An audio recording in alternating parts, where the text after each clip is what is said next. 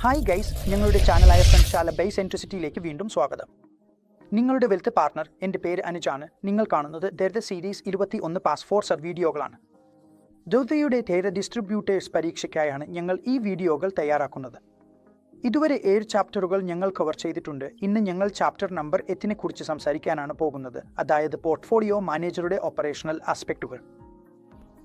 നമുക്ക് നോക്കാം, ഈ ചാപ്റ്ററിൽ ഇന്ന് നമ്മൾ എന്തെല്ലാം പഠിക്കാനാണ് പോകുന്നത്. അതായത് ചാപ്റ്റർ 8 പോർട്ട്ഫോളിയോ മാനേജറുടെ ഓപ്പറേഷണൽ ആസ്പെക്റ്റുകൾ. ഈ ചാപ്റ്റർ വായിച്ച ശേഷം വായനക്കാർക്ക് തേതൽ നിക്ഷേപിക്കാവുന്ന എൻറ്റിറ്റികളെക്കുറിച്ച് മനസ്സിലാക്കാൻ കഴിയണം. എന്തെല്ലാം എൻറ്റിറ്റികളാണ് തേതൽ നിക്ഷേപിക്കാൻ കഴിയുന്നത്? അക്കസ് ഭാവി നിക്ഷേപകരോട് നൽകേണ്ട വെളിപ്പെടുത്തലുകൾ. എന്തെല്ലാം വെളിപ്പെടുത്തലുകളാണ് നിക്ഷേപകരോടും ഭാവി നിക്ഷേപകരോടും വെളിപ്പെടുത്തേണ്ടത്? ക്ലയന്റുകളെ ഓൺബോർഡ് ചെയ്യാനുള്ള പ്രക്രിയ എന്താണ്? പോർട്ട്ഫോളിയോ മാനേജറും നിക്ഷേപകരും തമ്മിലുള്ള കരാറിൻ്റെ ഉള്ളടക്കം. ഡിഫോൾട്ട് വെളിപ്പെടുത്തലിൻ്റെ സാഹചര്യത്തിൽ നേതയുടെ ഉത്തരവാദിത്വം. നെക്ല വിവിധ റെഗുലേറ്റർമാർക്ക് പാലിക്കേണ്ട ആവശ്യകതകളും തേതയിൽ നിക്ഷേപിക്കുമ്പോൾ വരുന്ന ചെലവുകളും ഫീസുകളും എന്നിവയുമാണ് ഇതിൽ ഉൾപ്പെടുന്നത്. ഇവയെല്ലാം ഇന്ന് ഈ അധ്യായത്തിൽ നമ്മൾ ചർച്ച ചെയ്യാനാണ് പോകുന്നത്. അതിനാൽ നമുക്ക് ദർദ സീരീസ് 21 ആരംഭിക്കാം. നെഗ്ര ഡിസ്ട്രിബ്യൂട്ടേഴ്സ് പരീക്ഷയിലെ അധ്യായം 8 പോർട്ട്ഫോളിയോ മാനേജറിന്റെ ഓപ്പറേഷണൽ ആസ്പെക്റ്റുകൾ. ആദ്യം സംസാരിക്കാം തേതൽ നിക്ഷേപിക്കാവുന്ന എൻറ്റിറ്റികൾക്ക് കുറിച്ച്. കുറഞ്ഞത് 50 ലക്ഷം രൂപയാണ് നിക്ഷേപിക്കേണ്ടത്. നെക്രൽ എല്ലാവരും പറഞ്ഞിട്ടുണ്ട്, കുറഞ്ഞത് 50 ലക്ഷം രൂപയുടെ താഴെ നിക്ഷേപം നേതൽ അനുവദനീയമല്ല. ഇപ്പോൾ ഈ പട്ടികയിലൂടെ തെക്കതൽ നിക്ഷേപിക്കാൻ അർഹതയുള്ള എൻറ്റിറ്റികൾ ആരെല്ലാമാണെന്ന് നമുക്ക് നോക്കാം. അടുത്ത എൻറ്റിറ്റികൾക്ക് കുറഞ്ഞത് 50 ലക്ഷം രൂപയുടെ നിക്ഷേപത്തോടെ തെക്കതൽ നിക്ഷേപിക്കാം. വ്യക്തികൾക്ക് നിക്ഷേപം നടത്താൻ കഴിയും. എൻആർഐകൾ അഥവാ നോൺ റെസിഡന്റ് ഇന്ത്യൻസുകൾ ആർബിഐയുടെ മാർഗനിർദ്ദേശങ്ങൾ പ്രകാരം ഹിന്ദു അൺഡിവൈഡഡ് ഫാമിലി ഇതിൽ നിക്ഷേപം നടത്താൻ കഴിയും. പ്രൊപ്രൈറ്ററി ഫർമുകൾക്ക് നിക്ഷേപം നടത്താൻ കഴിയും. അസോസിയേഷൻ ഓഫ് പേഴ്സൺസ്, പാർട്ണർഷിപ്പ് ഫർമുകൾ, ലിമിറ്റഡ് ലൈബിലിറ്റി പാർട്ണർഷിപ്പ് എന്നിവയ്ക്കും ഇതിൽ നിക്ഷേപം നടത്താൻ കഴിയും. ഏതെങ്കിലും ട്രസ്റ്റ് ഉണ്ടെങ്കിൽ അതും PMS ലേക്ക് നിക്ഷേപം നടത്താൻ കഴിയും, കൂടാതെ ഏത് ബോഡി കോർപ്പറേറ്റിന്. അതിനാൽ ഈ എല്ലാ എൻറ്റിറ്റികളും PMS ലേക്ക് നിക്ഷേപം നടത്താൻ കഴിയും. അതിനായി കുറഞ്ഞത് 50 ലക്ഷം രൂപ ഉണ്ടായിരിക്കണം. അതായത് 50 ലക്ഷം നിക്ഷേപിക്കേണ്ടതുണ്ട്. അപ്പോൾ നിങ്ങൾക്ക് PMS ലേക്ക് നിക്ഷേപം നടത്താൻ കഴിയും. നിങ്ങൾ ഈ താഴെ പറയുന്ന എൻറ്റിറ്റികളിൽ ഒന്നിൽപ്പെടുന്നുവെങ്കിൽ ഇനി നമുക്ക് പ്രോസ്പെക്റ്റീവ് ക്ലയന്റുകൾക്ക് നൽകേണ്ട ഡിസ്ക്ലോഷറുകൾ സംബന്ധിച്ച് സംസാരിക്കാം. എന്തൊക്കെ ഡിസ്ക്ലോഷറുകളാണ് ഒരു ക്ലയന്റിനോ ഒരു ഇൻവെസ്റ്ററിനോ ഒരു PMS ഹൗസിനോ വെളിപ്പെടുത്തേണ്ടത് എന്ന് നോക്കാം. നമുക്ക് മനസ്സിലാക്കാം. നോക്കൂ, എല്ലാ പോർട്ട്ഫോളിയോ മാനേജർ റെഗുലേഷൻസ് 2022 പ്രകാരമാണ്. ഇത് പറയുന്നത് എന്തെന്നാൽ എല്ലാ ഡിസ്ക്ലോഷർ ഡോക്യുമെന്റുകളും എല്ലാ ഡിസ്ക്ലോഷറുകളും നിങ്ങൾക്ക് ഭാവി ക്ലയന്റുകൾക്ക് അക്കൗണ്ട് ഓപ്പണിംഗ് ഫോമിനോടൊപ്പം നൽകേണ്ടതാണെന്ന്. അതായത് നിങ്ങൾ നൽകുന്ന അക്കൗണ്ട് ഓപ്പണിംഗ് ഫോമിലും അതിലെ ഏത് എഗ്രിമെന്റിലുമാണ് ഈ ഡിസ്ക്ലോഷറുകൾ ഉൾപ്പെടേണ്ടത്.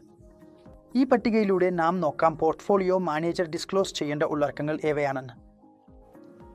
ഏറ്റവും ആദ്യം വരുന്നത് ഡിസ്ക്ലെയിമർ ക്ലോസ് ആണ്. അതിലെ ഉള്ളടക്കം നോക്കൂ. അതിൽ പറയുന്നത് ഈ വിവരങ്ങൾ സെബി പോർട്ട്ഫോളിയോ മാനേജർ റെഗുലേഷൻ അനുസരിച്ച് തയ്യാറാക്കിയതും സെബിയിൽ സമർപ്പിച്ചതുമാണ് എന്നതാണ്. അതിനാൽ നിങ്ങളുടെ എല്ലാ വിവരങ്ങളും സെബിയുടെ നിയമങ്ങൾ അനുസരിച്ച് തയ്യാറാക്കിയവയാണ്. പോർട്ട്ഫോളിയോയിൽ പറയുന്ന എല്ലാ വിവരങ്ങളും. ഈ ഡോക്യുമെന്റ് സെബി അംഗീകരിച്ചിട്ടോ നിരസിച്ചിട്ടോ ഇല്ല. ഈ ഡോക്യുമെന്റുകൾ സെബി അംഗീകരിക്കുകയോ നിരസിക്കുകയോ ചെയ്യുന്നില്ല. കൂടാതെ സെബി ഇവയുടെ കൃത്യതയോ പര്യാപ്തതയോ സംബന്ധിച്ച് യാതൊരു സർട്ടിഫിക്കേഷനും നൽകുന്നില്ല. ഡിസ്ക്ലോഷർ ഡോക്യുമെന്റിൽ ഉപയോഗിച്ചിരിക്കുന്ന എല്ലാ പദങ്ങളുടെ നിർവചനങ്ങൾ പ്രത്യേകം ഒരു ഡോക്യുമെന്റിൽ വ്യക്തമാക്കിയിട്ടുണ്ട്. ഞങ്ങൾ ഉപയോഗിക്കുന്ന എല്ലാ ടെർമിനോളജികളും നിർവചനങ്ങളും ഡിസ്ക്ലോഷറിൽ ഉള്ള എല്ലാ പദങ്ങളും നിങ്ങൾക്ക് നിർവചിക്കേണ്ടതുണ്ട്.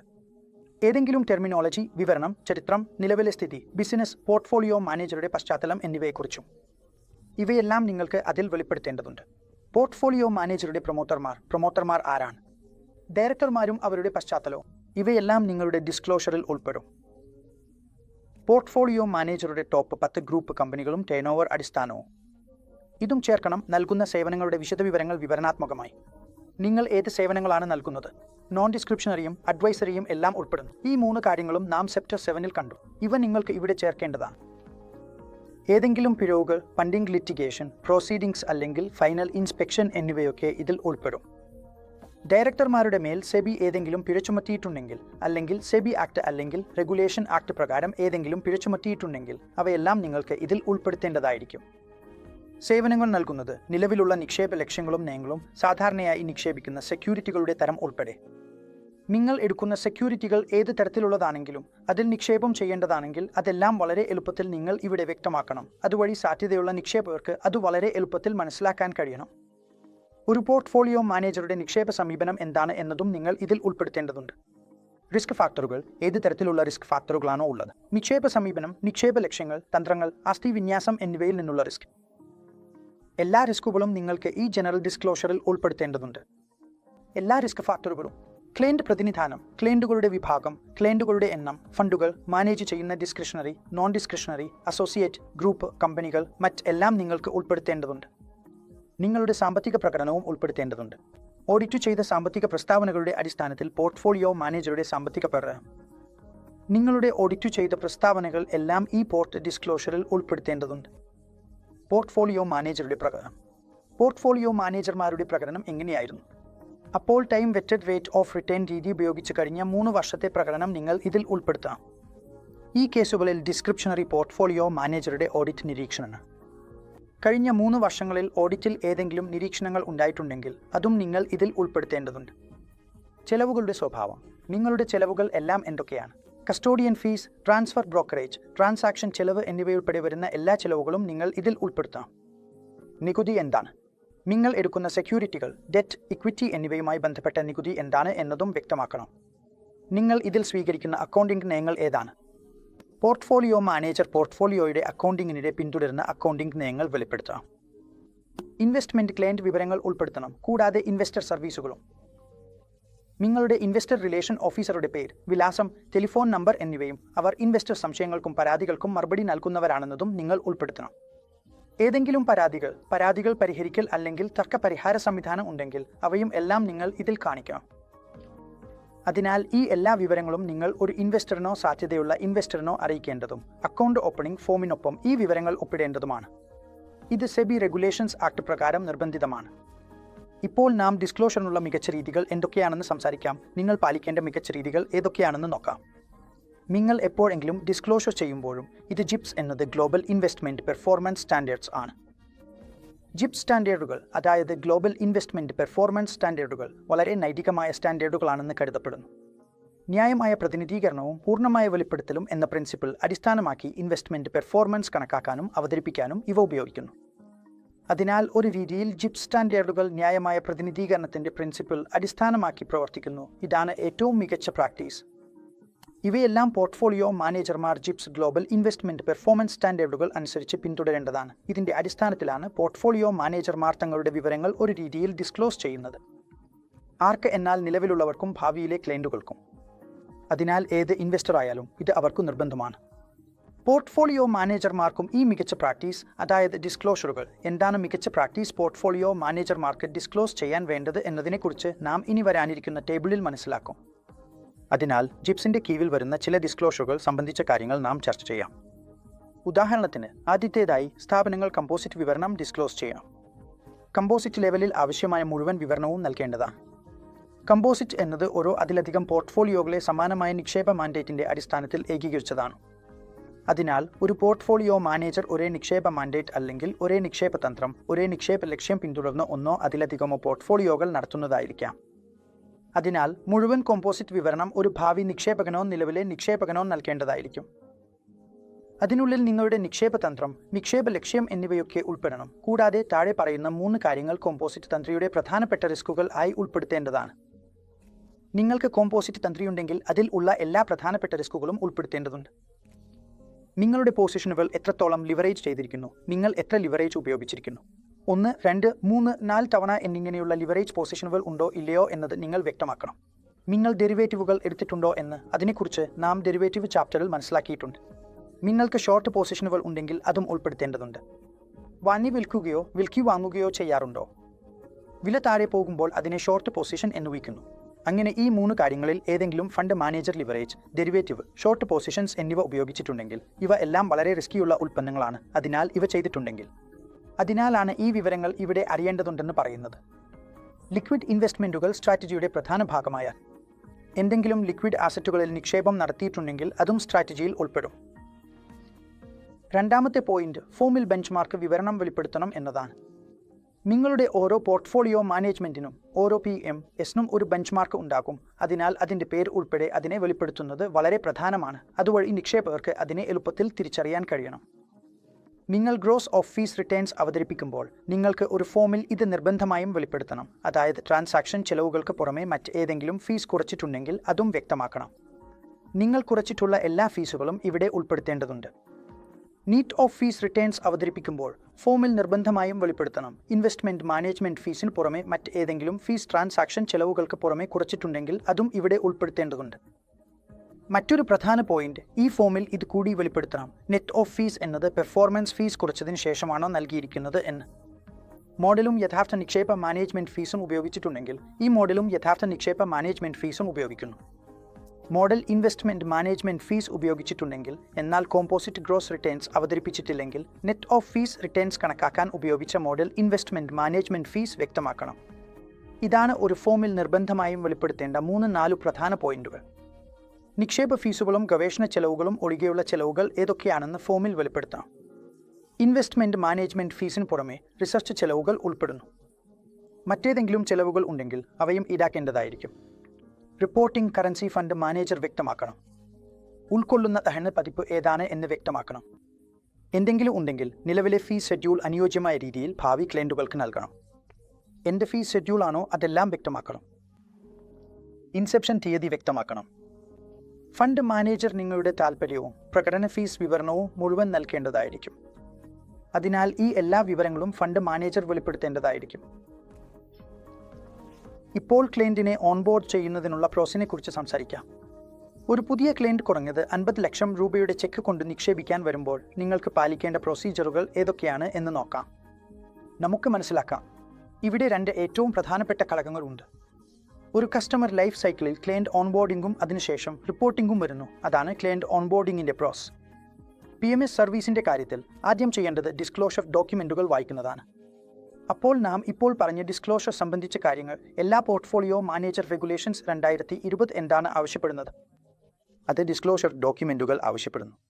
എല്ലാ ഡിസ്ക്ലോഷർ ഡോക്യുമെൻറ്റുകളും ഭാവി ക്ലയൻറ്റുകൾക്ക് നൽകണം. അക്കൗണ്ട് ഓപ്പണിംഗ് ഫോമിനോടൊപ്പം തന്നെ നൽകണം. അതുവഴി അവർ നിങ്ങളുടെ എല്ലാ ഡിസ്ക്ലോഷറുകളും വായിക്കുകയും നന്നായി മനസ്സിലാക്കുകയും പിന്നീട് ഒപ്പിടുകയും ചെയ്യാൻ കഴിയണം. അതിൻ്റെ ഹാർഡ് കോപ്പിയും സോഫ്റ്റ് കോപ്പിയും എപ്പോഴും പോർട്ട്ഫോളിയോ മാനേജറുടെ വെബ്സൈറ്റിൽ ലഭ്യമായിരിക്കും. അതിനാൽ നിങ്ങൾ ഏതെങ്കിലും ക്ലയൻറ്റിനെ ഓൺബോർഡ് ചെയ്യുമ്പോൾ ഡിസ്ക്ലോഷർ ഡോക്യുമെൻറ്റുകൾ വായിക്കുകയും നൽകുകയും ചെയ്യുന്നത് നിർബന്ധമാണ്. അതിനുശേഷം KYC ആവശ്യകതകൾ പൂർണ്ണമായി പാലിക്കണം. അതിനാൽ പണം വെളുപ്പിക്കൽ തടയുന്നതിനായി സർക്കാർ ഇത് നിർബന്ധമാക്കി. ഒരു നിക്ഷേപകനും KYC ഇല്ലാതെ നിക്ഷേപം നടത്താൻ കഴിയില്ല. PMS സ്കീമിൽ അവരുടെ KYC നിർബന്ധമാണ്. നോ യോർ കസ്റ്റമർ എന്ന് പറയുന്നത് പാൻ കാർഡ്, ആധാർ കാർഡ്, അതിൻ്റെ ഫോട്ടോ, ശരിയായ ആബി, അതുപോലെ ഇൻ പേഴ്സൺ വെരിഫിക്കേഷൻ എന്നിവയൊക്കെ ഉണ്ടായിരിക്കണം. ഇതൊക്കെ കഴിഞ്ഞ ശേഷം മാത്രമേ നിക്ഷേപം നടത്താൻ കഴിയൂ. നോൺ റെസിഡൻറ്റുകൾക്കുള്ള KYC, നോൺ റെസിഡൻറ്റുകൾക്ക് നിക്ഷേപം നടത്തണമെങ്കിൽ അവർക്കും KYC നിർബന്ധമാണ്. ഐഡന്റിറ്റിയും അഡ്രസ്സും തെളിയിക്കുന്ന രേഖകൾക്ക് പുറമെ ഉദാഹരണത്തിന് ആധാർ കാർഡ്, പാൻ കാർഡ് എന്നിവ ക്ലയൻറ്റുകളിൽ നിന്ന് ഞങ്ങൾ സ്വീകരിക്കുന്നു. ഇവയ്ക്ക് പുറമെ NRAകൾക്ക് നൽകേണ്ടതുണ്ട്. അവർക്ക് സർട്ടിഫൈഡ് പാസ്പോർട്ട് കോപ്പി നൽകേണ്ടതുണ്ട്. സർട്ടിഫൈഡ് കോർസേജ് അഡ്രസ്സിൻ്റെ കോപ്പിയും നൽകേണ്ടതുണ്ട്. അവരുടെ സ്ഥിരം വിലാസം വ്യക്തമാക്കേണ്ടതും ആവശ്യമാണ്. PO കാർഡുള്ളവർക്ക് PO കാർഡിൻ്റെ 2 കോപ്പികളും നൽകേണ്ടതുണ്ട്. മർച്ചന്റ് നേവി NRAകളുടെ കാര്യത്തിൽ അവർക്കു ലഭിക്കുന്ന CDC എന്നത്, അതായത് കണ്ടിന്യൂവസ് ഡിസ്ചാർജ് സർട്ടിഫിക്കറ്റിൻ്റെ ഒരു സർട്ടിഫൈഡ് കോപ്പി സമർപ്പിക്കേണ്ടതുണ്ട്. ഇത് അവർക്കു നിർബന്ധമായും നൽകേണ്ടതാണ്. കൂടാതെ എല്ലാ ഡോക്യുമെൻറ്റുകളും ഇംഗ്ലീഷിലായിരിക്കണം സമർപ്പിക്കേണ്ടത്. എല്ലാ ഡോക്യുമെൻറ്റുകളും നിങ്ങൾക്ക് ഇംഗ്ലീഷിലായിരിക്കും നൽകേണ്ടത്. കൂടാതെ അവ കൺസുലേറ്റ് ഓഫീസർ അല്ലെങ്കിൽ ഇന്ത്യയിൽ രജിസ്റ്റർ ചെയ്ത ഷെഡ്യൂൾഡ് കൊമേഴ്ഷ്യൽ ബാങ്കുകളുടെ ഓവർസീസ് ബ്രാഞ്ചുകൾ വഴി അറ്റസ്റ്റ് ചെയ്യാവുന്നതാണ്. അങ്ങനെ ഈ എല്ലാ കാര്യങ്ങളും നിങ്ങൾ ചെയ്യേണ്ടതായിരിക്കും. ഇതിനുശേഷം വരുന്നത് NRA ഡിമാറ്റ് ട്രേഡിംഗ് അക്കൗണ്ടുകളാണ്. ഏത് NRAയും ഇന്ത്യയിലെ ഏത് ഡെപ്പോസിറ്ററി പാർട്ടിസിപ്പൻറ്റിലും തങ്ങളുടെ ഡിമാറ്റ് അക്കൗണ്ട് തുറക്കാൻ കഴിയും. അവർക്ക് വെറും ഇത് പറയേണ്ടതായിരിക്കും അവർ NRA ആണെന്ന്. NRAയെ റെസിഡൻറ്റുമായി താരതമ്യപ്പെടുത്തുമ്പോൾ റെസിഡൻറ്റുകൾക്ക് അവരുടെ NRAകൾക്ക് ഇത് വ്യക്തമാക്കേണ്ടതായിരിക്കും. അവർ റെസിഡൻ്റ് ആണോ, അതുപോലെ തന്നെ അവരുടെ സബ് ടൈപ്പും വ്യക്തമാക്കണം, അതായത് റിപ്യൂട്ടബിൾ ആണോ അല്ലെങ്കിൽ നോൺ റിപ്യൂട്ടബിൾ ആണോ എന്ന്. അക്കൗണ്ട് ഓപ്പണിംഗ് ഫോമിൽ ഇത് എഴുതേണ്ടതായിരിക്കും. ഡിമാറ്റ് അക്കൗണ്ട് തുറക്കാൻ സെബിയിൽ നിന്ന് അനുമതി ആവശ്യമില്ല. എല്ലാ NRAകളും വളരെ എളുപ്പത്തിൽ ഡിമാറ്റ് അക്കൗണ്ട് തുറക്കാൻ കഴിയും. RBIയിൽ നിന്ന് അതിനായി നിങ്ങൾക്ക് അനുമതി വാങ്ങേണ്ടതില്ല. തുടർന്ന് NRAയുടെ ട്രേഡിംഗ് അക്കൗണ്ടും തുറക്കപ്പെടും. NRAക്ക് സ്റ്റോക്ക് എക്സ്ചേഞ്ചിൽ രജിസ്റ്റർ ചെയ്ത ഏതൊരു ബ്രോക്കറിലും ട്രേഡിംഗ് അക്കൗണ്ട് തുറക്കാവുന്നതാണ്. ഇന്ത്യയിലെ ഏത് സ്റ്റോക്ക് എക്സ്ചേഞ്ചിലും അവർക്ക് സ്വന്തം ട്രേഡിംഗ് അക്കൗണ്ട് തുറക്കാൻ കഴിയും. NRAക്ക് 2 അക്കൗണ്ടുകൾ ഉണ്ടാകാം. ഒന്ന് NRA അക്കൗണ്ടുമായി ലിങ്ക് ചെയ്തും മറ്റൊന്ന് NRA അക്കൗണ്ടും. അതിനാൽ ഈ NRA, ഡിമാറ്റ്, ട്രേഡിംഗ് അക്കൗണ്ടുകൾ എല്ലാം ഒരു NRAക്ക് തുറക്കാൻ കഴിയും. ഇതിനുശേഷം വരുന്നത് ഡ്യൂളി സമർപ്പിക്കലാണ്. ഡ്യൂളിയായി പൂരിപ്പിച്ച അപേക്ഷാ ഫോം, അതായത് ഏത് അപേക്ഷാ ഫോം ആണെങ്കിലും അത് ഒരു ഇൻവെസ്റ്റർ പൂരിപ്പിക്കണം. ചെറിയ ഫോർമാറ്റ് നോക്കാം. അത് സംബന്ധിച്ചുള്ള portfolio manager regulations 2008 account opening ഫോമിൽ വ്യക്തമാക്കിയിരിക്കുന്നത് എന്തൊക്കെയാണ് എന്ന് നമുക്ക് നോക്കാം. ക്ലയന്റിനെ കുറിച്ചുള്ള ജനറൽ ഇൻഫർമേഷൻ, ഉദാഹരണത്തിന് അവൻ്റെ പേര്, mailing address, photograph, permanent account number, PAN number, driving licence മുതലായോ. അവൻ്റെ തൊഴിൽ എന്താണ്. ആളെ ആരെങ്കിലും പരിചയപ്പെടുത്തിയിട്ടുണ്ടെങ്കിൽ ആ വ്യക്തിയുടെ പേര്, മുഴുവൻ വിലാസവും നൽകേണ്ടതുണ്ട്. അവൻ്റെ വാർഷിക വരുമാനം, അതിനായി ഞങ്ങൾ ഡോക്യുമെന്റുകൾ എടുക്കും. കൂടാതെ അവൻ്റെ നെറ്റ്വർത്തും പരിശോധിക്കും. കഴിഞ്ഞ 3 സാമ്പത്തിക വർഷങ്ങളിലെ നെറ്റ്വർത്തും വാർഷിക വരുമാനവും അതിൽ ഉൾപ്പെടുത്തേണ്ടതുണ്ട്. വാർഷിക വരുമാനം പിന്തുണയ്ക്കുന്ന ഡോക്യുമെന്റുകളും അതിൽ ഉൾപ്പെടുത്തപ്പെടും. ക്ലയന്റിന്റെ ഇൻവെസ്റ്റ്മെന്റ് പ്രൊഫൈൽ എന്താണ്. ഇൻവെസ്റ്ററുടെ റിസ്ക് ടോളറൻസ് എത്രയാണ്. മധ്യമായതാണോ, ഉയർന്നതാണോ. ആകെ ഇൻവെസ്റ്റ്മെന്റിന്റെ ലക്ഷ്യം എന്താണ്. ക്ലയന്റിന്റെ ലക്ഷ്യം മൂലധന വർധനവാണോ അല്ലെങ്കിൽ സ്ഥിരമായ വരുമാനം നേടുന്നതാണോ. പോർട്ട്ഫോളിയോ മാനേജറുമായി നിക്ഷേപിക്കാൻ ഉദ്ദേശിക്കുന്ന മൊത്തം ഇൻവെസ്റ്റ്മെന്റ് പോർട്ട്ഫോളിയോയിലെ സൂചനാപരമായ ശതമാനം ഇതും വരും. കൂടാതെ സെക്യൂരിറ്റികളുമായി ബന്ധപ്പെട്ട ഇൻവെസ്റ്റ്മെന്റ് അനുഭവം അവൻക്ക് ഉണ്ടോ, അവൻ്റെ അനുഭവം എത്രയാണെന്ന്. ക്യാപിറ്റൽ മാർക്കറ്റുകൾ അവൻ മനസ്സിലാക്കുന്നുണ്ടോ, ഇക്വിറ്റികൾ മനസ്സിലാക്കുന്നുണ്ടോ, ഡെറ്റ് മനസ്സിലാക്കുന്നുണ്ടോ. പോർട്ട്ഫോളിയോ മാനേജർ നിക്ഷേപം നടത്തേണ്ടതായ ഏത് മേഖലയിലായാലും അവൻ നിക്ഷേപം മനസ്സിലാക്കുന്നുണ്ടോ എന്ന് നോക്കണം. അതിനാൽ മുഴുവൻ ഇൻവെസ്റ്റർ പ്രൊഫൈൽ നിങ്ങൾ അതിൽ നൽകണം. അത് ഉൾപ്പെടെ ടൈം പീരിയഡും വരും, അതായത് പോർട്ട്ഫോളിയോ മാനേജറുമായി നിക്ഷേപം ചെയ്യാൻ ഉദ്ദേശിക്കുന്ന കാലാവധി. അതിനാൽ ഞാൻ എത്ര കാലത്തേക്ക് നിക്ഷേപം ചെയ്യാൻ ആഗ്രഹിക്കുന്നു എന്നത് അവൻ വ്യക്തമാക്കണം. ഇത് കരാറിന്റെ കാലാവധിയോട് സമാനമായിരിക്കാം. മാസം തോറും, ത്രൈമാസികം, വാർഷികം എന്നിങ്ങനെയുള്ള സിസ്റ്റമാറ്റിക് വിഡ്രോൾ വ്യവസ്ഥകളും ഇതിൽ ഉൾപ്പെടും. എന്തെങ്കിലും നിക്ഷേപം പിൻവലിക്കേണ്ടതായുള്ള വ്യവസ്ഥയുണ്ടെങ്കിൽ അതും ഇതിൽ ഉൾപ്പെടും. ക്ലയന്റ് തിരഞ്ഞെടുക്കുന്ന നിക്ഷേപ സമീപനവും ഇതിൽ ഉൾപ്പെടും. ക്ലയന്റിനായി നിർമ്മിക്കുന്ന പോർട്ട്ഫോളിയോയുടെ വിശദാംശങ്ങൾ, നിങ്ങൾ എടുക്കുന്ന പോർട്ട്ഫോളിയോ എന്താണെങ്കിലും അതിൻ്റെ വിവരങ്ങൾ ഇതിൽ ഉൾപ്പെടും. ഇക്വിറ്റിയിൽ നിക്ഷേപം പോകുന്നുവെങ്കിൽ നിങ്ങൾ നിക്ഷേപിക്കുന്ന ഇക്വിറ്റികളുടെ സ്വഭാവവും അതിൽ ഉൾപ്പെടും. കൂടാതെ ബാലൻസ് ശതമാനവും കാണിക്കും. അത് ഒരു ബാലൻസ് പോർട്ട്ഫോളിയോ ആണെങ്കിൽ എത്ര ശതമാനം ഇക്വിറ്റിയിലാണ്, എത്ര ശതമാനം ഡെറ്റിലാണ് എന്നതും കാണിക്കും. മുഴുവൻ ഡെറ്റിലാണെങ്കിൽ ആ ഡെറ്റ് എവിടെയാണ് നിക്ഷേപിക്കുന്നത്, സർക്കാർ ബോണ്ടുകളിലാണോ, ക്രെഡിറ്റ് റിസ്കിലാണോ, കോർപ്പറേറ്റ് ബോണ്ടുകളിലാണോ എന്നതും വ്യക്തമാക്കും. മ്യൂച്വൽ ഫണ്ടുകൾ, PMS ആണോ അല്ലെങ്കിൽ മറ്റു വിവരങ്ങളാണോ, ഈ എല്ലാം ഒരു രീതിയിൽ അക്കൗണ്ട് ഓപ്പണിംഗ് ഫോമിൽ ഉൾപ്പെടുത്തിയിരിക്കും. നിങ്ങൾക്ക് ഇതിൽ വിവരങ്ങൾ നൽകേണ്ടതുണ്ട്. ഇൻവെസ്റ്റർ വിശദാംശങ്ങൾ, അക്കൗണ്ട് ഓപ്പണിംഗ് ഫോമിൻ്റെ ഈ എല്ലാ കാര്യങ്ങളും പൂരിപ്പിക്കേണ്ടതായിരിക്കും. ഒരു ഇൻവെസ്റ്റർ പോർട്ട്ഫോളിയോ മാനേജ്മെന്റിൽ ഇൻവെസ്റ്റ് ചെയ്യാൻ വരുമ്പോൾ കുറഞ്ഞത് എത്ര രൂപയാണ് ആവശ്യമായത്, അതും ഈ വിവരങ്ങളിൽ ഉൾപ്പെടും. ഇപ്പോൾ നാം പോർട്ട്ഫോളിയോ മാനേജറും ഒരു ഇൻവെസ്റ്ററും തമ്മിൽ ഉണ്ടാകുന്ന കരാറിനെക്കുറിച്ച് സംസാരിക്കാം. അതിൻ്റെ ഉള്ളടക്കം എന്തൊക്കെയാണ് നമുക്ക് മനസ്സിലാക്കാം. പോർട്ട്ഫോളിയോ മാനേജറും ക്ലയന്റും തമ്മിൽ ഉണ്ടാകുന്ന കരാർ താഴെ പറയുന്ന കാര്യങ്ങൾ ഉൾപ്പെടുത്തും. ആദ്യം ഇൻവെസ്റ്റ്മെന്റ് ലക്ഷ്യവും നൽകേണ്ട സേവനങ്ങളും. ഏത് സ്കീമിൻ്റെ ഇൻവെസ്റ്റ്മെന്റ് ലക്ഷ്യവും ഫണ്ട് മാനേജർ അല്ലെങ്കിൽ PMS. ഫണ്ട് മാനേജർ നൽകുന്ന സേവനങ്ങളും ഇതിൽ ഉൾപ്പെടും. കരാറിൻ്റെ കാലാവധിയും നേരത്തെ അവസാനിപ്പിക്കുന്നതിനുള്ള വ്യവസ്ഥകളും. കരാറിൻ്റെ കാലാവധി എത്ര ദിവസത്തേക്കാണ്, എത്ര വർഷത്തേക്കാണ് എന്നതും ക്ലയന്റ് നേരത്തെ കരാർ അവസാനിപ്പിക്കാൻ ആഗ്രഹിച്ചാൽ അതും ഇതിൽ ഉൾപ്പെടും. നിങ്ങളുടെ ഇൻവെസ്റ്റ്മെന്റ് സമീപനം എന്താണ്, ഇൻവെസ്റ്റ്മെന്റ് ഏരിയകളും നിയന്ത്രണങ്ങളും ഇതിൽ ഉൾപ്പെടും. നിങ്ങൾ എവിടെയാണ് ഇൻവെസ്റ്റ് ചെയ്യേണ്ടത്, എവിടെയാണ് ചെയ്യരുത് എന്നതും ഇതിൽ ഉൾപ്പെടും. കൂടാതെ ഒരു പ്രത്യേക കമ്പനിയിൽ ഇൻവെസ്റ്റ്മെന്റിനെക്കുറിച്ച് ക്ലയന്റ് നിർദ്ദേശം നൽകിയിട്ടുണ്ടെങ്കിൽ അതും ഇതിൽ ഉൾപ്പെടും. ഇൻസ്ട്രുമെന്റുകളുടെ തരം, എക്സ്പോഷറിന്റെ അനുപാതം, പോർട്ട്ഫോളിയോ ഇൻവെസ്റ്റ്മെന്റുകളുടെ കാലാവധി, എർലി വിത്ത്ഡ്രോവലിന്റെ നിബന്ധനകൾ എന്നിവയും ഇതിൽ ഉൾപ്പെടും. പോർട്ട്ഫോളിയോ മാനേജ്മെന്റുമായി ബന്ധപ്പെട്ട അപകടസാധ്യതകളും ഇതിൽ ഉൾപ്പെടും. ഈ ചട്ടങ്ങൾ പ്രകാരം നിശ്ചയിച്ചിരിക്കുന്ന നിയന്ത്രണങ്ങൾക്ക് വിധേയമായി നിക്ഷേപിക്കേണ്ട തുകയും ക്ലയന്റ് അക്കൗണ്ട് സെറ്റിൽ ചെയ്യാനുള്ള നടപടിക്രമവും തിരിച്ചടവ് രൂപവും മാച്യൂരിറ്റിയും കരാർ നേരത്തെ അവസാനിപ്പിക്കുന്നതുമായി ബന്ധപ്പെട്ട കാര്യങ്ങളും ഇതിൽ ഉൾപ്പെടും. പോർട്ട്ഫോളിയോ മാനേജർക്ക് നൽകേണ്ട ഫീസ് ഇതിൽ ഉൾപ്പെടും. എത്ര ഫീസ് നൽകേണ്ടതാണെന്ന്, സെക്യൂരിറ്റികളുടെ കസ്റ്റഡി എങ്ങനെ നടത്തണം എന്നതും, ഓരോ പ്രവർത്തനത്തിനും ക്ലയന്റിൽ നിന്ന് എത്രയും വിധത്തിൽ ഫീസ് ഈടാക്കണം എന്നതും, ക്ലയന്റിന്റെ വിവിധ പ്രവർത്തനങ്ങൾക്ക് പോർട്ട്ഫോളിയോ മാനേജർ നേരിട്ടോ പരോക്ഷമായോ സേവനം നൽകുമ്പോൾ ഈടാക്കുന്ന എല്ലാ ഫീസുകളും ഇതിൽ വിശദീകരിക്കപ്പെടും. പോർട്ട്ഫോളിയോ മാനേജർ ഉണ്ടെങ്കിൽ ക്ലയന്റിന്റെ ബാധ്യത പോർട്ട്ഫോളിയോ മാനേജറിലേക്കുള്ള തന്റെ നിക്ഷേപം കവിയരുത് എന്നത് ഒരു നിബന്ധനയായിരിക്കും. ഇതിൽ അക്കൗണ്ടിംഗ് നിബന്ധനകൾ, ഓഡിറ്റ് നിയന്ത്രണങ്ങളിലെ വ്യവസ്ഥകൾ അനുസരിച്ച് ക്ലയന്റുകൾക്ക് റിപ്പോർട്ടുകൾ നൽകൽ, നിർദ്ദിഷ്ട നിയന്ത്രണങ്ങൾക്ക് വിധേയമായി പോർട്ട്ഫോളിയോ നിക്ഷേപത്തിന്റെ മറ്റ് നിബന്ധനകൾ എന്നിവ ഉൾപ്പെടും. ഇൻവെസ്റ്റ്മെന്റ് പോർട്ട്ഫോളിയോയിലേക്ക് വരുന്ന മറ്റ് എല്ലാ കാര്യങ്ങളും നിർദ്ദിഷ്ട റെഗുലേഷൻസിന് വിധേയമായിരിക്കും. ഇവിടെ പറഞ്ഞിരിക്കുന്ന ഈ 15 പോയിന്റുകളും ഓർമ്മ വയ്ക്കണം. ചോദ്യം വരാൻ സാധ്യതയുണ്ട്, പക്ഷേ അത്രയും ബുദ്ധിമുട്ടുള്ള ചോദ്യങ്ങൾ വരാറില്ല. വളരെ എളുപ്പത്തിൽ ചോദ്യം ചോദിക്കാറാണ് പതിവ്.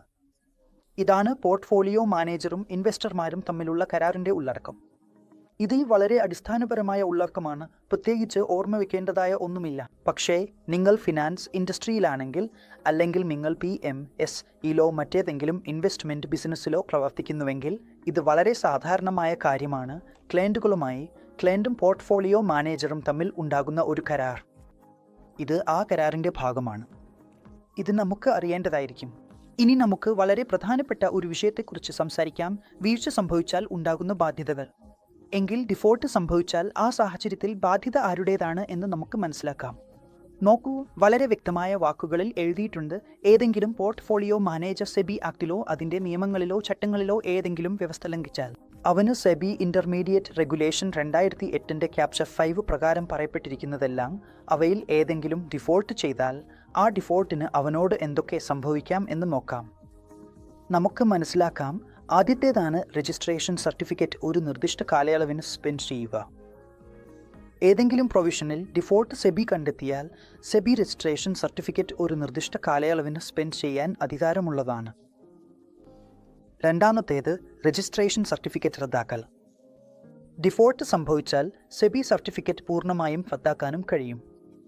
പോർട്ട്ഫോളിയോ മാനേജർക്ക് പുതിയ അസൈൻമെൻറ്റുകൾ എടുക്കുന്നത് സെബി നിരോധിക്കാനും കഴിയും. നിങ്ങൾക്ക് പുതിയ അസൈൻമെൻറ്റോ കോൺട്രാക്റ്റോ അല്ലെങ്കിൽ പുതിയ സ്കീം ആരംഭിക്കാനോ കഴിയില്ല. പോർട്ട്ഫോളിയോ മാനേജറുടെ പ്രിൻസിപ്പൽ ഓഫീസറെയും അഥവാ പ്രധാന ഓഫീസറെയും ഡിഫോൾട്ട് കണ്ടെത്തിയാൽ ജോലി നിന്ന് പുറത്താക്കാൻ കഴിയും. ബ്രാഞ്ച് ഓഫീസ് അല്ലെങ്കിൽ മുഴുവൻ ബ്രാഞ്ച് അല്ലെങ്കിൽ ഒരു ഓഫീസ് മുഴുവൻ സെബി നിർദ്ദിഷ്ട കാലയളവിന് അടയ്ക്കാൻ കഴിയും. പൂർണ്ണമായും അടയ്ക്കാനും കഴിയും. പോർട്ട്ഫോളിയോ മാനേജറെ വെറും മുന്നറിയിപ്പ് നൽകി വിട്ടേക്കാനും കഴിയും. അതിനാൽ ഈ 6 കാര്യങ്ങളാണ് സംഭവിക്കാവുന്നത്. പോർട്ട്ഫോളിയോ മാനേജർ സെബി ആക്ട് പ്രകാരം, റൂൾസ് ആൻഡ് റെഗുലേഷൻസ് ചാപ്റ്റർ 5 പറയുന്ന പ്രകാരം, സെബി ഇന്റർമീഡിയറ്റ് റെഗുലേഷൻസ് 2008 അനുസരിച്ച് ഏതെങ്കിലും ഡിഫോൾട്ട് കണ്ടെത്തിയാൽ ഈ 6 കാര്യങ്ങളിലൊന്ന് സംഭവിക്കാം. ഈ 6 കാര്യങ്ങളിൽ ഏതാണ് സംഭവിക്കേണ്ടത് എന്നത് പൂർണ്ണമായും സെബിയുടെ വിവേചനാധികാരത്തിലാണ്. ഇപ്പോൾ നാം റെഡ്രസലിയും ഇൻവെസ്റ്റ്മെന്റ് ലെവൻസിയും കുറിച്ച് സംസാരിക്കാം. ഏതെങ്കിലും നിക്ഷേപകൻ ഏതെങ്കിലും കാര്യത്തിൽ സന്തോഷവാനല്ലെങ്കിൽ നിക്ഷേപകനു എന്തെങ്കിലും പരാതിയുണ്ടെങ്കിൽ അവൻ എവിടേക്ക് പോകും? നമുക്ക് മനസ്സിലാക്കാം. ഒരു നിക്ഷേപകൻ പോർട്ട്ഫോളിയോ മാനേജർക്ക് പരാതി നൽകിയാൽ ആ പോർട്ട്ഫോളിയോ മാനേജർ ആവശ്യമായ നടപടികൾ എടുക്കണം. അതായത് പരാതി ലഭിച്ച തീയതിയിൽ നിന്ന് 1 മാസത്തിനുള്ളിൽ ആവശ്യമായ നടപടികൾ സ്വീകരിക്കണം. എപ്പോഴെങ്കിലും പരാതി ലഭിച്ചാൽ അത് ലഭിച്ച തീയതിയിൽ നിന്ന് 1 മാസത്തിനുള്ളിൽ ആവശ്യമായ നടപടികൾ എടുക്കണം. ഒരു നിക്ഷേപകൻ നൽകിയ പരാതിയുടെ എണ്ണം, സ്വഭാവം, മറ്റു വിശദാംശങ്ങൾ എന്നിവയെക്കുറിച്ച് സെബിയെ അറിയിക്കേണ്ടതുണ്ട്. അതായത് പോർട്ട്ഫോളിയോ മാനേജർമാർക്ക് ലഭിക്കുന്ന എല്ലാ പരാതികളുടെയും വിവരങ്ങൾ സെബിക്ക് ശരിയായി നൽകണം. ഇത് സർട്ടിഫിക്കേഷനും രജിസ്ട്രേഷനും റെഗുലേഷനുകൾ പ്രകാരം നേടുന്നതിനുള്ള ഒരു നിബന്ധനയാണ്. അതിനാലാണ് നിങ്ങൾക്ക് റെഡ്രസൽ അല്ലെങ്കിൽ ലിവൻസി മെക്കാനിസം സൃഷ്ടിക്കേണ്ടതും പോർട്ട്ഫോളിയോ മാനേജർ ഒരു കംപ്ലയൻസ് ഓഫീസറെ നിയമിക്കേണ്ടതുമുള്ളത്. ഈ കംപ്ലയൻസ് ഓഫീസർ ആയിരിക്കും നിരീക്ഷണത്തിനും പരാതികൾ പരിഹരിക്കുന്നതിനും നിക്ഷേപകരുടെ ലിവൻസി ഉറപ്പാക്കുന്നതിനും ഉത്തരവാദിയായത്. അതിനാൽ നിക്ഷേപകരുടെ ലിവൻസി സംബന്ധിച്ചുള്ള എല്ലാ പരാതികളും കംപ്ലയൻസ് ഓഫീസറുടെ അടുത്ത് എത്തും. കംപ്ലയൻസ് ഓഫീസർ തന്നെയാണ് സെബിയെ വിവരങ്ങൾ അറിയിക്കുകയും 1 മാസത്തിനുള്ളിൽ എടുത്ത് യോജിച്ച നടപടികൾ എന്തൊക്കെയാണെന്ന് സെബിയെ അറിയിക്കുകയും ചെയ്യുന്നത്. ഇപ്പോൾ നാം റെഗുലേറ്ററോട് വിവരങ്ങൾ വെളിപ്പെടുത്തുന്നതിനെക്കുറിച്ച് സംസാരിക്കാം. എന്തൊക്കെയാണ് ആ വിവരങ്ങൾ? നിങ്ങൾ റെഗുലേറ്ററോട് വെളിപ്പെടുത്തേണ്ടതും അറിയിക്കേണ്ടതും അല്ലെങ്കിൽ എല്ലാവർക്കും അറിയിക്കേണ്ടതുമുള്ള വിവരങ്ങൾ. അതിനാൽ പോർട്ട്ഫോളിയോ മാനേജർമാർക്ക് റെഗുലേറ്ററി ബോഡികളോട് നിർബന്ധമായും വിവരങ്ങൾ വെളിപ്പെടുത്തേണ്ടതുണ്ട്. ഇപ്പോൾ ആ റെഗുലേറ്റർമാർ ആരൊക്കെയാണ്? അപ്പോൾ നമുക്ക് സെബിയിലേക്കുള്ള വെളിപ്പെടുത്തലുകൾ മനസ്സിലാക്കാം. ആദ്യമായി സെബിക്ക്, അതായത് ഇന്ത്യയിലെ സെക്യൂരിറ്റീസ് ആൻഡ് എക്സ്ചേഞ്ച് ബോർഡിന് നൽകേണ്ട വെളിപ്പെടുത്തലുകളാണ്. അപ്പോൾ സെബി എന്താണ് ചെയ്യുന്നത്? പോർട്ട്ഫോളിയോ മാനേജർക്ക് ആവശ്യമായപ്പോൾ ഏതെങ്കിലും വിവരങ്ങൾ താഴെ പറയുന്നു ഉൾപ്പെടെ വെളിപ്പെടുത്തേണ്ടതുണ്ട്. ഈ വിവരങ്ങളിൽ ഏതെങ്കിലും സെബി എപ്പോഴും ഒരു പോർട്ട്ഫോളിയോ മാനേജറിനോട് ആവശ്യപ്പെടാം. സെബിക്ക് ആവശ്യമുണ്ടായാലോ അല്ലെങ്കിൽ അവർക്ക് തോന്നിയാൽ ഈ വിവരങ്ങൾ ഒരു ഫണ്ട് മാനേജറിൽ നിന്ന് അവർ ചോദിക്കാം. എന്താണ് അത്? നമുക്ക് മനസ്സിലാക്കാം. പോർട്ട്ഫോളിയോയുടെ മാനേജ്മെൻറ്റുമായി ബന്ധപ്പെട്ട പ്രത്യേക വിവരങ്ങൾ, നിങ്ങൾ നടത്തുന്ന പോർട്ട്ഫോളിയോയുടെ ഏതെങ്കിലും വിശദാംശം, ഏതെങ്കിലും പ്രത്യേക വിവരം അവർ ആവശ്യപ്പെടാം. അതിനാൽ മുമ്പ് നൽകിയ വിവരങ്ങളിൽ ഉണ്ടായിട്ടുള്ള ഏതെങ്കിലും മാറ്റം, അതോ അതിന്റെ അടിസ്ഥാനത്തിൽ നൽകിയ സർട്ടിഫിക്കറ്റുമായി ബന്ധപ്പെട്ട വിവരങ്ങൾ സെബി ആവശ്യപ്പെടാം. അതിനാൽ വിവരങ്ങളിൽ എന്തെങ്കിലും മാറ്റം ഉണ്ടായിട്ടുണ്ടെങ്കിൽ അതിനെക്കുറിച്ച് നിങ്ങൾ എന്താണ് ചെയ്തതെന്ന് സെബി ചോദിക്കാം. അവൻ മാനേജ് ചെയ്യുന്ന പോർട്ട്ഫോളിയോയുടെ ക്ലയൻറ്റുകളുടെ പേരുകൾ. നിങ്ങളുടെ ക്ലയൻറ്റുകളുടെ പേരുകൾ അവർ ഏതൊക്കെയാണെന്ന് ആർക്കും ചോദിക്കാം. നിങ്ങൾ മാനേജ് ചെയ്യുന്ന ക്ലയന്റുകളുടെ പേരുകളാണ് ഇവ. നിങ്ങൾക്ക് പറയേണ്ടതുണ്ട്, പ്രത്യേകിച്ച് പോർട്ട്ഫോളിയോ മാനേജേഴ്സ് ആക്ടിലെ റെഗുലേഷൻ 9 പ്രകാരം നിർദ്ദിഷ്ടമായ നെറ്റ്വർത്തിന്റെ ആവശ്യകതയുമായി ബന്ധപ്പെട്ട വിവരങ്ങൾ. അവിടെ പറയുന്ന നെറ്റ്വർത്തിന്റെ ആവശ്യകതയുടെ വിശദാംശങ്ങളും സെബി പരിശോധിക്കാം. നിങ്ങൾ റെഗുലേഷൻ 9-ൽ നൽകിയിരിക്കുന്നവയാണിത്. പോർട്ട്ഫോളിയോ മാനേജർ റെഗുലേഷൻസ് 2020 പ്രകാരം അതിനനുസരിച്ച് അവർ ഇപ്പോൾ നെറ്റ്വർത്ത് ആവശ്യകതയുമായി ബന്ധപ്പെട്ട ഡോക്യുമെന്റുകൾ സ്വീകരിക്കുന്നുണ്ടോ എന്നതും പരിശോധിക്കാം. ഇവയാണ് എല്ലാവരും വെളിപ്പെടുത്തേണ്ട 4 കാര്യങ്ങൾ. FIU എന്നത് ഫിനാൻഷ്യൽ ഇന്റലിജൻസ് യൂണിറ്റ് ആണ്. ഇന്ത്യ സർക്കാർ രൂപീകരിച്ചിരിക്കുന്നു. ചില കാര്യങ്ങൾ ഒരു PMS ഹൗസ് അല്ലെങ്കിൽ PMS ബോഡി കോർപ്പറേറ്റ് FIUവിനും വെളിപ്പെടുത്തേണ്ടതുണ്ട്. അതാണ് ഇന്ത്യയുടെ ഫിനാൻഷ്യൽ ഇന്റലിജൻസ് യൂണിറ്റ്. അവ എന്തൊക്കെയാണ്, എന്തുകൊണ്ടാണ് അവ വെളിപ്പെടുത്തേണ്ടത്, അവയെന്താണ് അറിയിക്കേണ്ടത് എന്നതിനെക്കുറിച്ച് നമുക്ക് മനസ്സിലാക്കാം. ഇന്ത്യ സർക്കാർ പണം വെളുപ്പിക്കൽ തടയാനും ഒഴിവാക്കാനും ഒരു നയം രൂപീകരിച്ചിട്ടുണ്ട്. അതിനായി മണി ലോണ്ടറിംഗ് ആക്ട് 2022 കൊണ്ടുവന്നിട്ടുണ്ട്. ഇതിൻ്റെ ചട്ടങ്ങളും നിയമങ്ങളും 2005 ജൂലൈ 1 മുതൽ പ്രാബല്യത്തിൽ വന്നിട്ടുണ്ട്. കൂടാതെ എല്ലാ ഇടനിലക്കാരോടും നിർബന്ധമാക്കിയിട്ടുണ്ട് ആദ്യം KYC നിബന്ധനകൾ പാലിക്കണം എന്ന്. അതിനുശേഷം മാത്രമേ നിങ്ങളുടെ മറ്റ് നിക്ഷേപങ്ങൾ നടത്താവൂ. അതിനാൽ മണി ലോണ്ടറിംഗ് ആക്ട് 2002 പ്രകാരം എല്ലാവർക്കും വളരെ വ്യക്തമായ നിർദ്ദേശം നൽകിയിട്ടുണ്ട്. എല്ലാ രജിസ്റ്റർ ചെയ്ത ഇടനിലക്കാരും ആദ്യം നോ യുവർ കസ്റ്റമർ ടാഗ് പ്രക്രിയ നടത്തണം എന്നതാണ് നിർദ്ദേശം. KYC ഇല്ലാതെ ഒരു നിക്ഷേപവും അതിൽ പോകില്ല. കൂടാതെ പോർട്ട്ഫോളിയോ മാനേജർമാർക്ക് അവരുടെ എല്ലാ പ്രവർത്തനങ്ങളിലും ബാധകമായ എല്ലാ ആൻറ്റി മണി ലോണ്ടറിംഗ് നിയമങ്ങളും ചട്ടങ്ങളും പാലിക്കേണ്ടതുണ്ട്. എല്ലാ പോർട്ട്ഫോളിയോ മാനേജർമാർക്കും ഇത് മനസ്സിലാക്കേണ്ടതാണെന്ന് കരുതപ്പെടുന്നു. അവരിൽ നിന്ന് പ്രതീക്ഷിക്കുന്നത് ആൻറ്റി മണി ലോണ്ടറിംഗ് നിയമങ്ങളും ചട്ടങ്ങളും നിങ്ങളുടെ പ്രവർത്തനങ്ങളിൽ നടപ്പിലാക്കേണ്ടതാണെന്നതാണ്. ആരും ഈ കാര്യത്തിൽ വിട്ടുവീഴ്ചയില്ല. ഫിനാൻഷ്യൽ ഇന്റലിജൻസ് യൂണിറ്റ് അത്യന്തം കർശനമാണ്.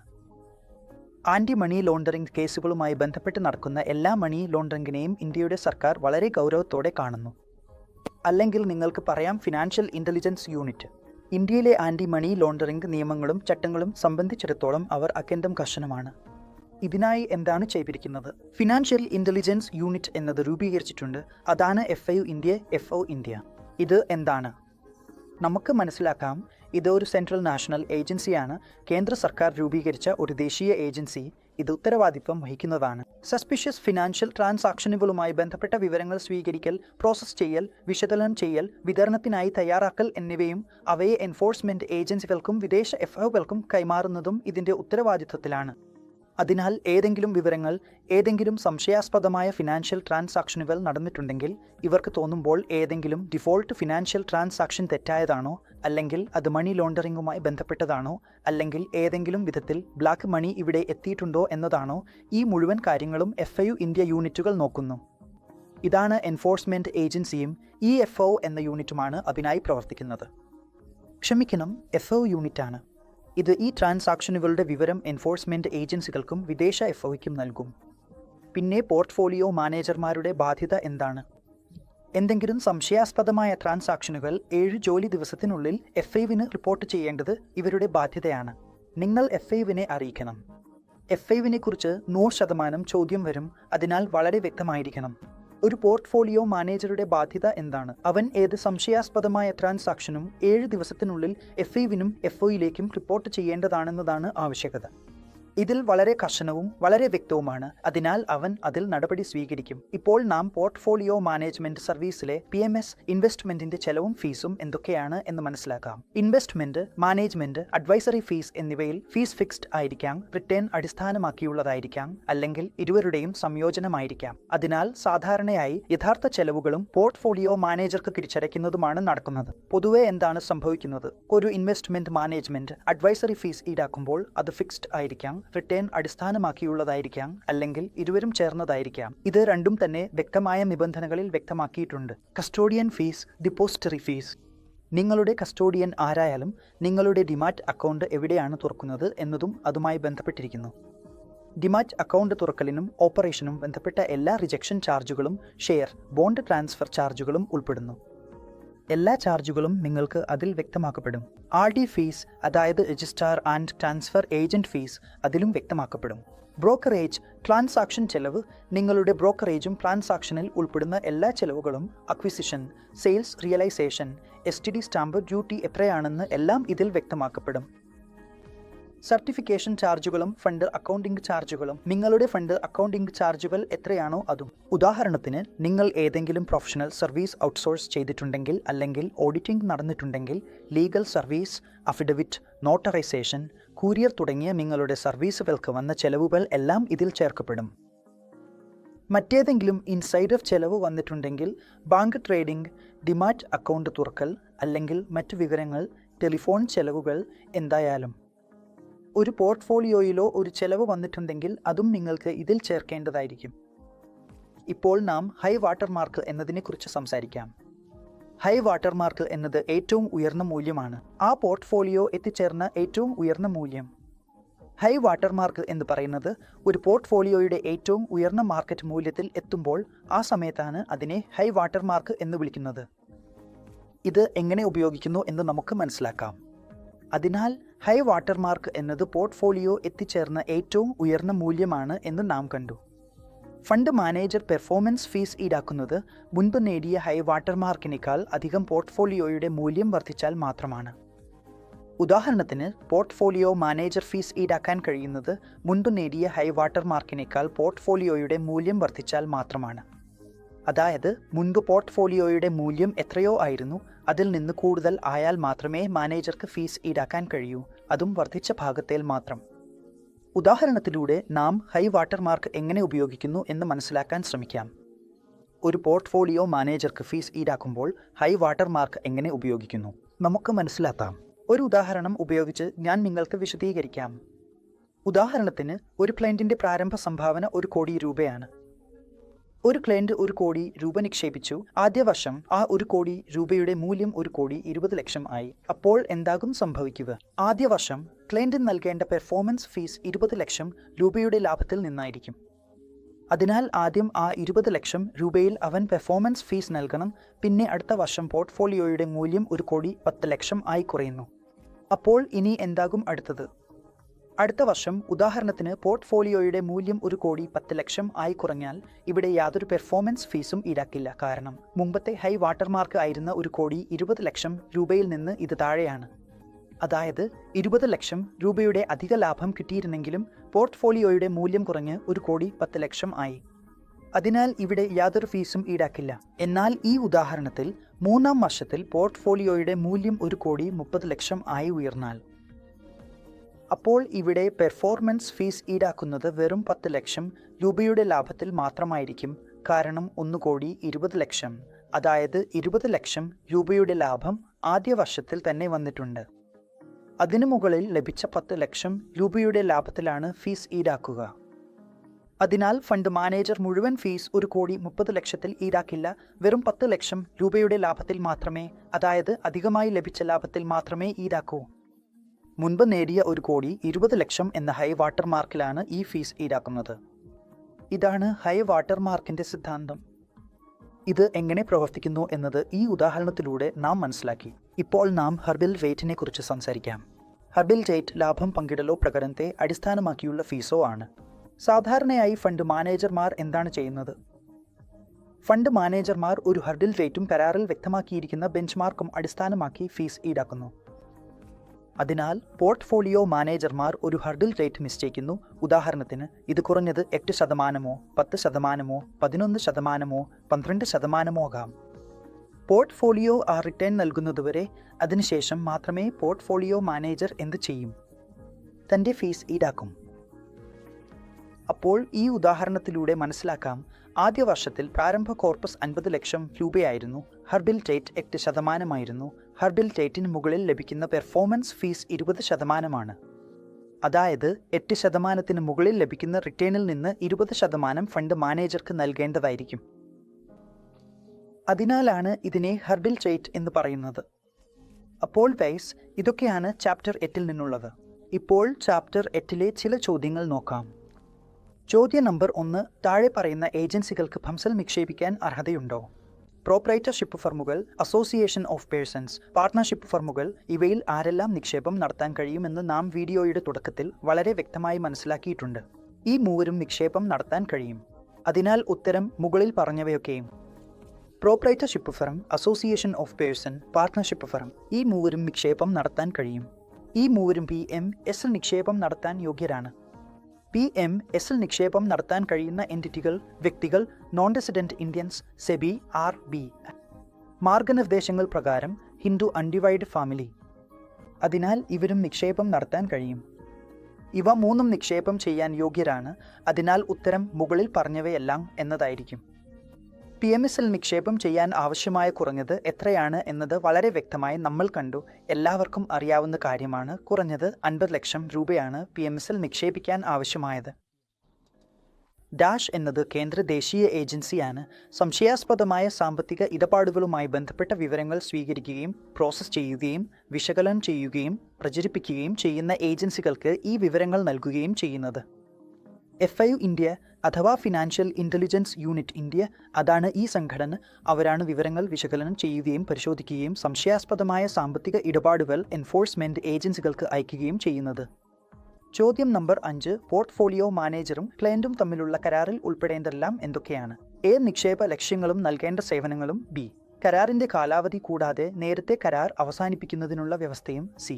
നിക്ഷേപ സമീപനവും നിക്ഷേപ മേഖലകളും നിയന്ത്രണങ്ങൾ ഉണ്ടെങ്കിൽ അവയും. അല്ലെങ്കിൽ D.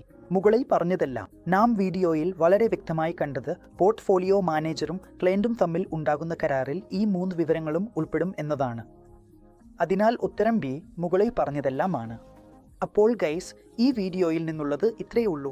ഇത് ചാപ്റ്റർ നമ്പർ 8 പോർട്ട്ഫോളിയോ മാനേജ്മെൻറ്റിൻ്റെ ഓപ്പറേഷൻ ആസ്പെക്ട്സ് എന്നതായിരുന്നു. വളരെ എളുപ്പമുള്ള ഒരു വിഷയമാണ് ഇത്. കുറഞ്ഞത് 5 മുതൽ 8 വരെ ചോദ്യങ്ങൾ ഈ ചാപ്റ്ററിൽ നിന്ന് പ്രതീക്ഷിക്കാം.